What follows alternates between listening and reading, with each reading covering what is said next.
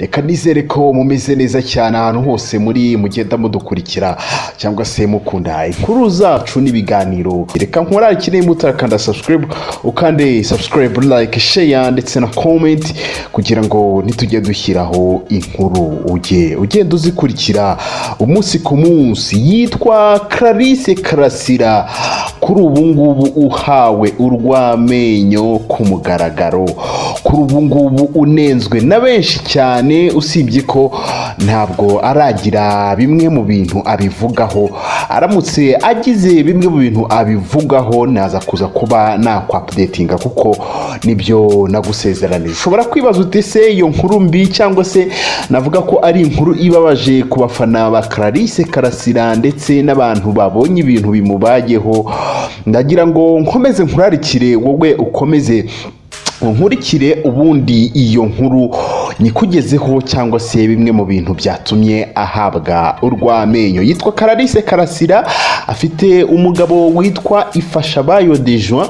Hanyuma mu kwezi kwa mbere murabyibuka ko aribwo yambitswe impeta. Hanyuma icyo gihe yambikwa impeta ndabyibuka cyane, yagiye kuri Instagram ndetse no ku social media platforms yiwe, arangije arandika ati umutware yansabye ko nazamubera umugabekazi w'ibikomangoma bye, ati nashingira he makana icyifuzo kiza nk'iki ngiki. Hanyuma aza kuza gushyiraho amafoto yerekana ko yambitswe impeta kandi agiye kurushinga. Bimwe mu bintu yagiye yumvikanisha, yagiye avuga ko ibintu yakundiye Ifashabayo Dejuan ko ari umusore witonda cyane, umusore wubaha Imana, umusore udakunda gushyira ubuzima bwe ku karubanda cyangwa se kuri social media zigiye zitandukanye, umusore ushyira ubuzima bwe cyangwa se akabugira prive, akavuga ati ni umusore witonda, ati uyu nguyu niwe Imana yanteganyirije. Ibyo ni bimwe mu bintu byagiye bitangazwa na Clarisse Karasira, agenda yerekana ko yagize umugisha wo kuba afite Ifashabayo Dejuan.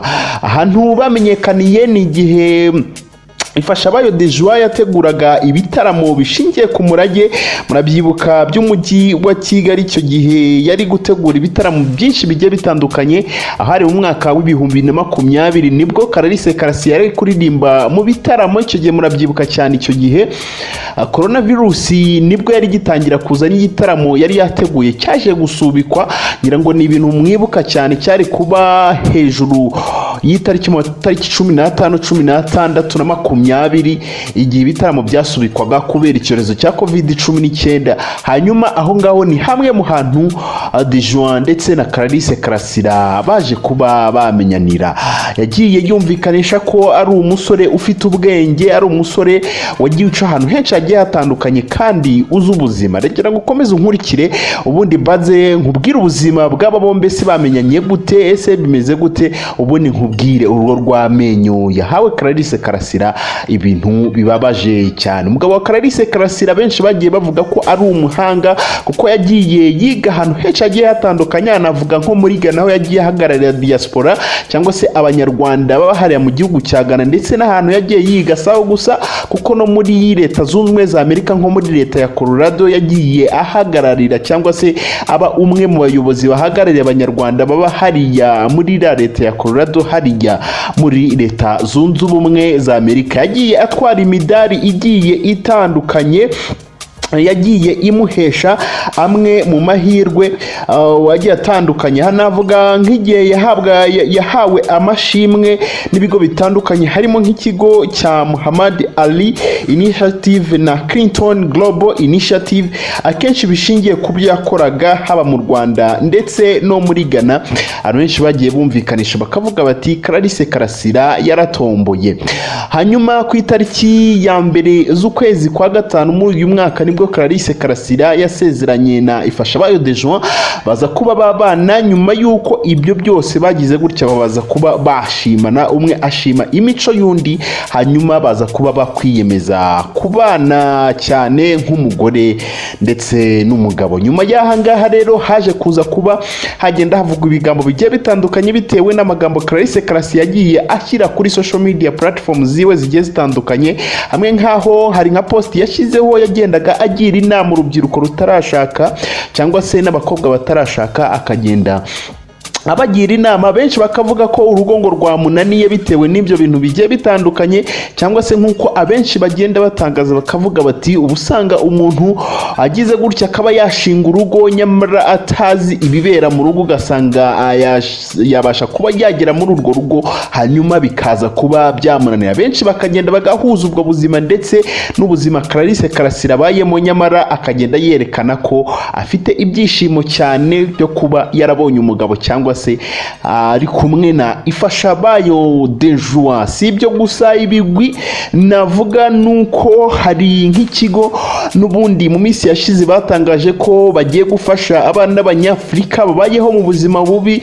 Ku ikubitiro bakaba baratangaje n'umukobwa bafashe cyangwa se umwe mu bantu bafashije, bakaba barihaye intego y'abantu 10,000, hanyuma bakaba barafashije umwana umwe cyangwa se umuntu umwe akaba yanarangije na kaminuza. Benshi baza kuza kwiyumvamo uyu muryango, baravuga bati ni ibintu byiza cyane. Bimwe mu bintu bashinze uyu muryango bagendaga baravugaga bati Clarisse Karasira njyewe nabayeho nabi, cyangwa se Ifashabayo Dejoie nabayeho nabi mu buzima butifashije, mu buzima iwacu mama yaryaga akimara kugira ngo tube twabaho, kandi afite abana benshi nta bushobozi afite. Akavuga ati ni intwari cyane, nanjye rero ibyo bintu nakorewe ngomba kuba nabikorera abandi.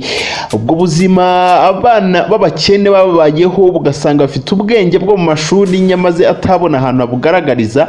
Ati twihaye intego y'uko tuzarihira amashuri abana 10,000 mu buzima bwacu bwose kugira ngo nabo babe babona amahirwe yo kwiga. Nariho benshi bagenda bavuga bati Clarisse Karasira ni umuhanga cyane, ndetse na Ifashabayo Dejoie n'abahanga cyane. Kuri ubu ngubu rero inkuru navuga ko bahaye urw'amenyo Clarisse Karasira, umukobwa w'Imana ndetse umukobwa w'igihugu. Ni amafoto amaze igihe ashize kuri Instagram yiwe, yambaye ikanzu, hari ubwo ni ikanzura, yambaye ikanzu y'umweru. Ngira ngo aya mafoto uraza kuza kuyareba. Usibye ko sayo ngaho gusa, abantu benshi bagiye batangara babonye ingano y'uyu mukobwa bitewe nuko ubu ngubu asigaye ateye, bakagenda babigereranya no mu gihe cyashize bakabona harimo itandukaniro. Aho benshi bagiye bavuga bati Clarisse Karasira yiyongeresheje ikibuno, bakagenda bazuminga amafoto bakabona ngo bashobora kuba hari bya bintu nyine bayambaye ibibuno. Mumbabarire wenda niba nkoresheje imvugo itariyo, ugasanga hari benshi nyine bagenda bavuga bati Clarisse Karasira byashoboka ko yiyongeresheje ikibuno, cyangwa se ugasanga hari ibintu nyine aba yambariye bitewe n'ayo mafoto agenda ashyira hanze, ubona ko rwose ikibuno cyabaye kinini ngo bitandukanye na mbere atarashaka umugabo. Benshi bakagenda bavuga bati rwose mureke kuza kuba mwamujajinga, kuko iyo ushatse umugabo uza kuza kuba wabyibuha nyine ukagira amataye n'ibiki.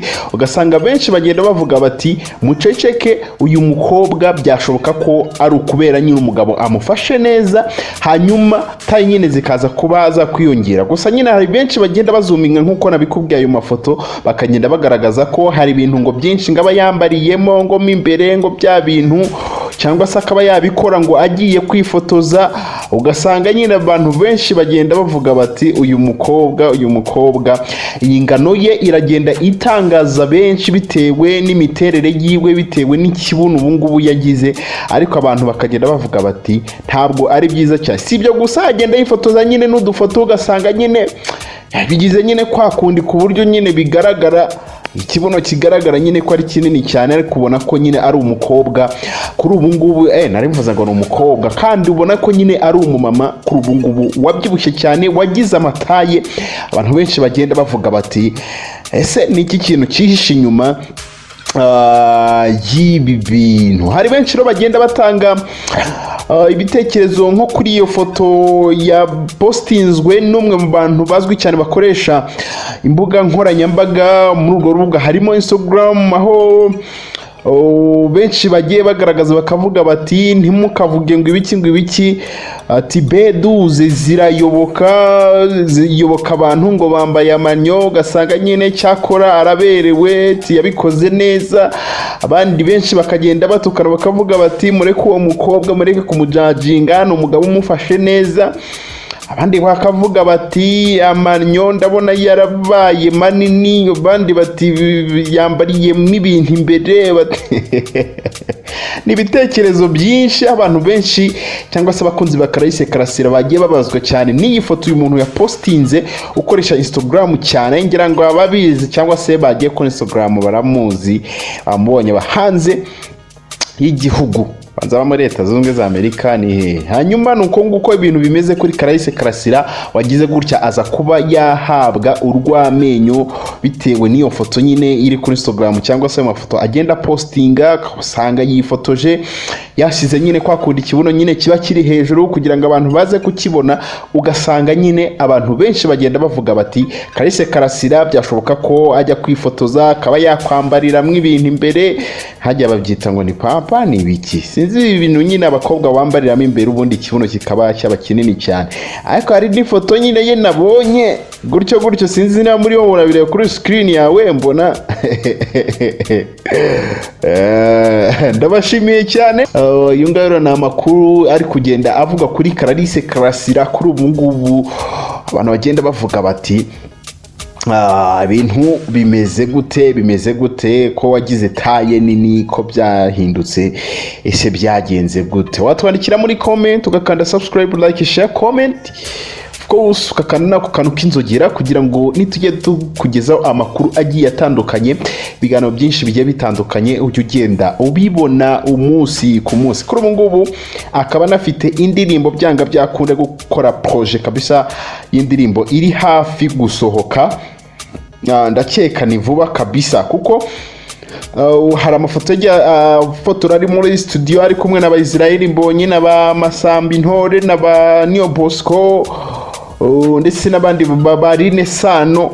Ugasanga nyine hari projet n'ubundi ari gutegura y'indirimbo iri buze kuba yasohoka vuba cyane. Ndabakunda cyane.